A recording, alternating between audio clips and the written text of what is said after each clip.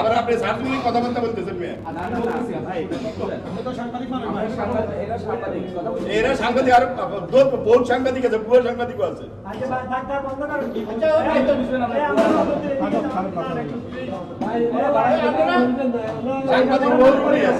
আমি তো ভাই যখন হামলাটা হয় তখন অন দ্য স্পটে ছিলাম। সো একটা মানে মসজিদ কমিটির লোক একটা কি বলে যে সাংবাদিকের উপরে কীভাবে এরকম অতর্কিত হামলা করতে পারে, এটা আসলে আমি এর আগে কখনো দেখিনি।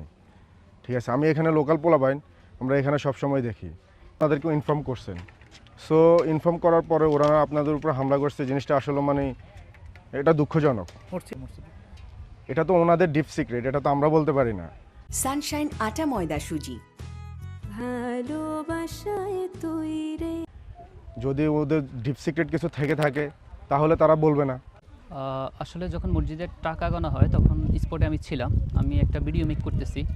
তো এই সময় দেখতেছি যে এখানে হাতাহাতি হচ্ছে আর কি। তো এটা মূলত যতটুকু বুঝলাম বা শুনলাম, দেখলাম যে এখানে সাংবাদিক ছিল, সাংবাদিক হামলা করা হয়েছে।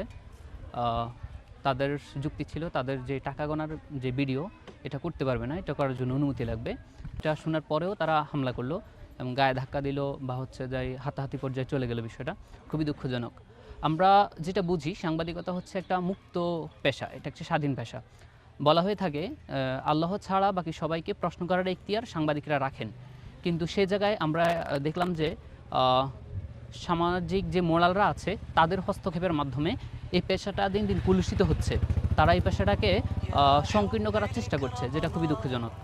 তো সেক্ষেত্রে আমি যা দেখলাম যে আপনারা হচ্ছে ইয়েটা করতেছিলেন, ভিডিও করতেছিলেন, তো ওনারা হঠাৎ আপনাদের উপরে মানে এই বিষয়টা নিয়ে হামলা করা শুরু করলো আর কি। তো এখন ওটা তো তাদের উচিত হয়নি এই হামলাটা করা। এই ঘটনাটা আমি মানে ভালো দৃষ্টিতে দেখতেছি না আর কি, এটা অবশ্যই খারাপ হয়েছে।